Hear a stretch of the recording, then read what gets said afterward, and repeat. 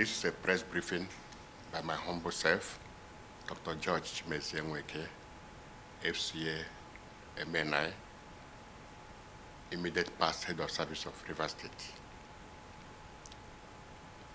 My dear people of Rivers State, it is with humility and every sense of responsibility and a sense of patriotism that I stand to address you today as your former head of service and someone who served from my heart. You will recall that I was appointed as head of service by our suspended governor, Governor Siminalayi Fubara, Grand Service of Rivers State. Let me also use this opportunity to appreciate him for giving me the opportunity to serve as head of service. With loads of misinformation on print and electronic media, I've chosen to put the records straight. I was not sacked. Neither was I pressured to resign. I did so willingly from the depth of my heart.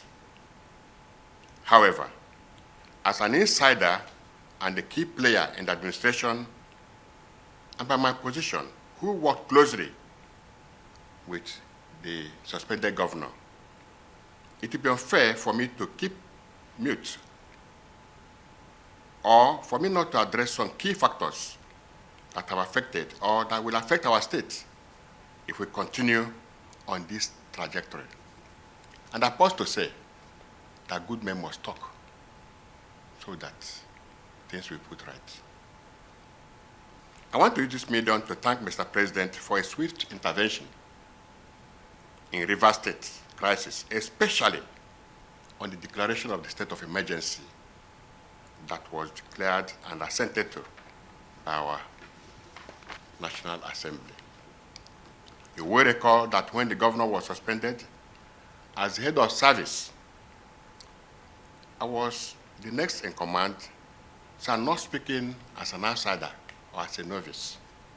I'm speaking as an insider and as someone that has much information.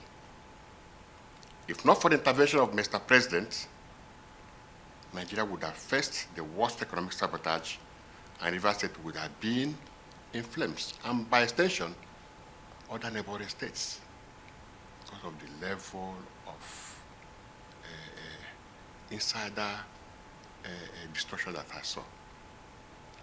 First, it all started with the State House of Assembly, where the governor, Sir Siminalayi Fubara, directed his chief of staff to burn down the assembly in a way to avert the suspected impeachment.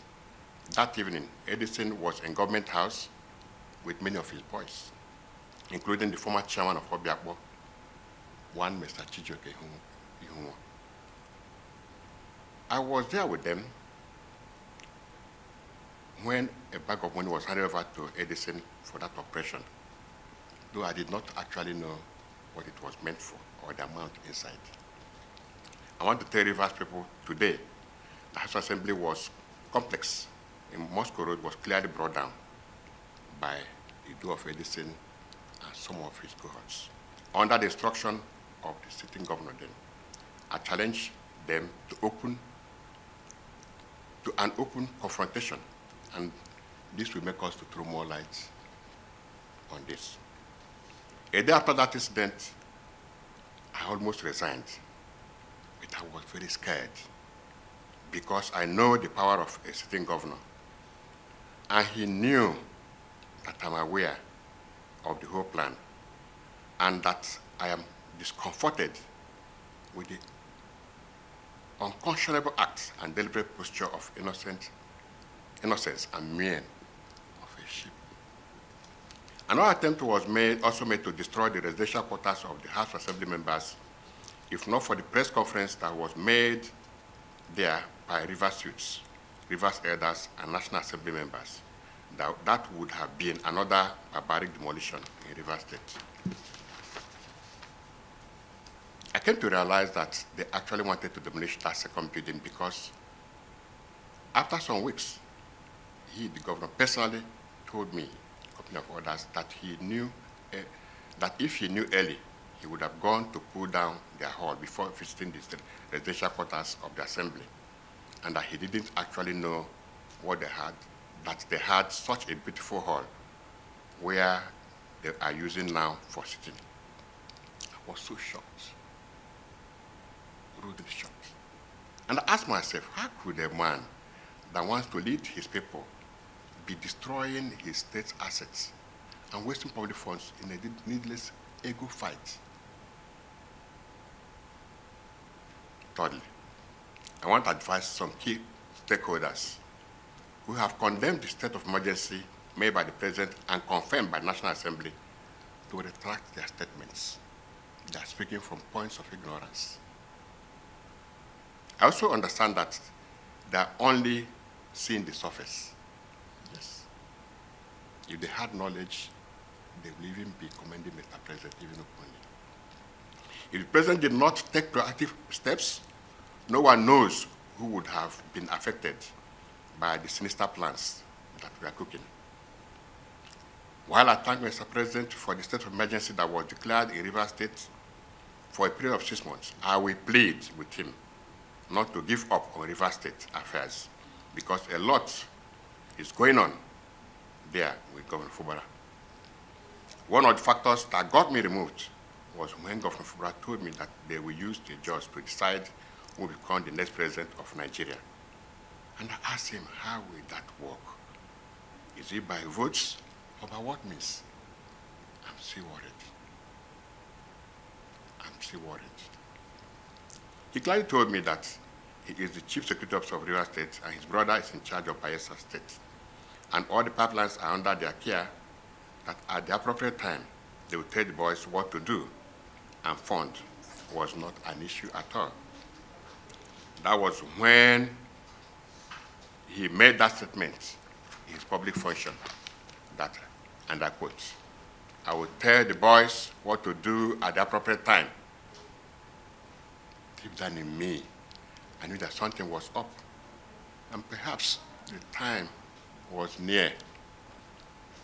He boasted to be the David that will bring down the Goliath of Rivers State, that he has the backing of the cream de la creme in the state, the likes of our former governor, Dr. Peter Odele, and family promised to use their contacts in the judiciary, including some members of the University Council, to break new grounds for him. The plan was to start from just-speaking areas to destroy oil facilities, to remove attention from the job and make it have a statewide look. The Goni, Oyibo, and other areas were to be bombed first before the Jaw zones. This would have brought down the government of President Tinubu and usher in a new president from the coalition of political parties with a vice president, possibly himself, as he was boasting. The media was recaptured by paying heavily for airtime and retaining the social media influencers and known social critics in their payroll. I'm not aware of what this revelation means, but I'm doing this to free my conscience and warn those innocent persons that are used to sway public sentiment that there is more than meets the eyes in the Rivers matter. Sometimes I sleep over in government house, it has started becoming very uncomfortable when Governor Bala Muhammad and some other stakeholders started several natural visits to Rivers State. I recall that one of such visits, he told me that he would support Bala Muhammad for president or any other northerner. That discussion is still ongoing, I'm very sure. I was not bothered about who he supports or not. I was more concerned about the quantum of state resources that were being released to these visitors at each of those unwanted visits. Let me draw the attention of Nigeria Labour Congress to call the chairman of the Rivers State chapter to order to avoid politicizing labor. I am privy to several private meetings between the governor and the labor leaders in the state. and largesse that accompanied each meeting to compromise the labor union. And I was to ask, why? What is actually the benefits to get from all this unnecessary destruction? More worrisome is several meetings between the governor, his chief of staff, and some militant leaders. Details of these meetings are not privy to, since I was not allowed into such meetings. However, each meeting ended with huge sums of money paid attendees in hard currency. I wish to state categorically that Rivers people are indeed Nigerians, are the beneficiary of the declaration of state of emergency rule in Rivers State, and not Governor Fubara. Neither is it our former minister, Chief Nelson Wike.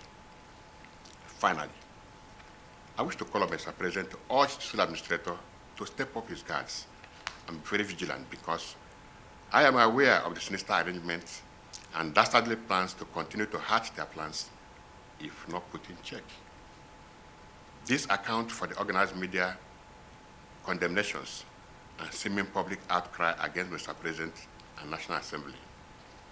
Those who love democracy, those who love Rivers State, those who love development in any ramification, and those who love humanity in general will always protect humanity and democracy. Mr. President, sir, you have just protected democracy and humanity in Rivers State. You are our hero in Rivers State. Thank you, sir. I can now sleep having cleared my conscience. Long live Federal Republic of Nigeria. Long live Rivers State. This is personally signed by me, Dr. George Chimeze Nweke, FCA, MNI, former head of service of Rivers State. Thank you, and God bless you.